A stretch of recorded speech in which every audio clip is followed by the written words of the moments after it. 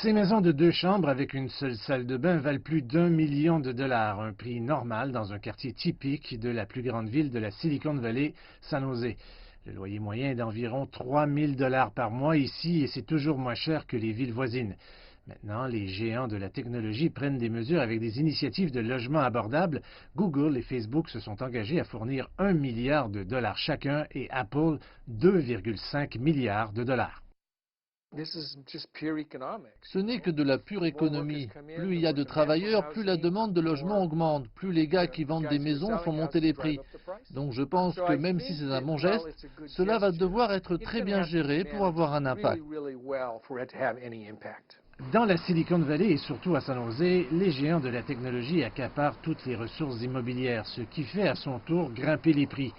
Google construit un méga campus sur ce terrain et Apple a déjà acheté plusieurs sites, y compris cette zone, ce qui pourrait entraîner un campus encore plus grand que son siège social d'Apple Park qu'il a construit en 2017, connu sous le nom de vaisseau spatial.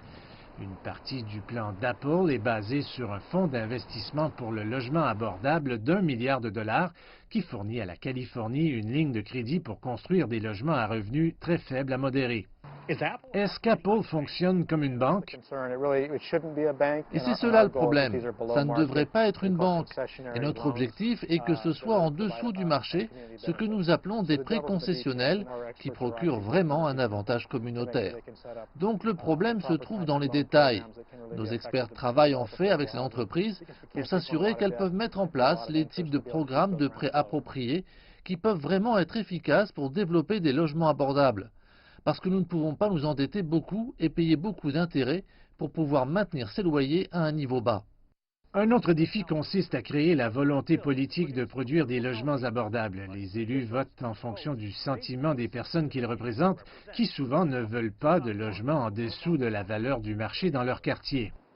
Nos élus à tous les niveaux doivent comprendre la nécessité de rendre disponible plus de logements lorsque certains de leurs électeurs s'y opposent.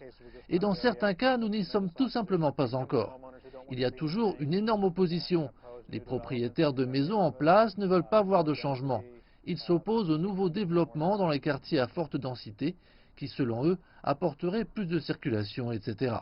M. Lane dit qu'en raison du manque de logements abordables, plus de travailleurs parcourent de longues distances pour se rendre au travail, ce qui a contribué à faire du trafic dans la région de la baie de San Francisco le deuxième pire aux États-Unis. Selon Apple, environ 30 000 personnes ont quitté San Francisco au printemps de cette année et l'accession à la propriété dans la région est tombée à un creux de 7 ans. La question est de savoir si les entreprises connues pour résoudre des problèmes complexes peuvent résoudre un problème créé par leur propre succès.